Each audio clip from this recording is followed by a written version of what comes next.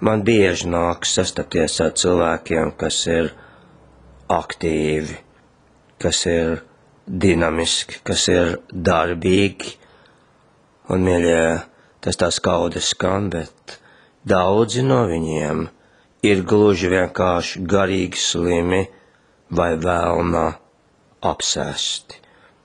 Šodien bija kāds piemērs, ko es diezgan daudz gadu garumā regulāri piedzīvoju.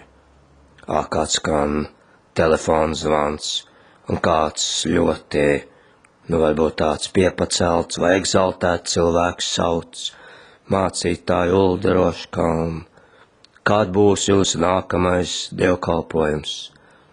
Es jau rūkts pieredzi mācīts, protams, es atbildu: jā, tad un tad. Un tad skan tāda ļoti egzaltēts apsolījums: es būšu. Un es saku: pagaidiet, bet vai tad jūs ziniet, kurā vietā un cikos? Jā, ka es pasaku, nākamais dievkalpojums būs, teiksim, trešdien. Ņem savu grēku, dod to man. Es tev saprotu, es tev mīlu. Nāc pie manis.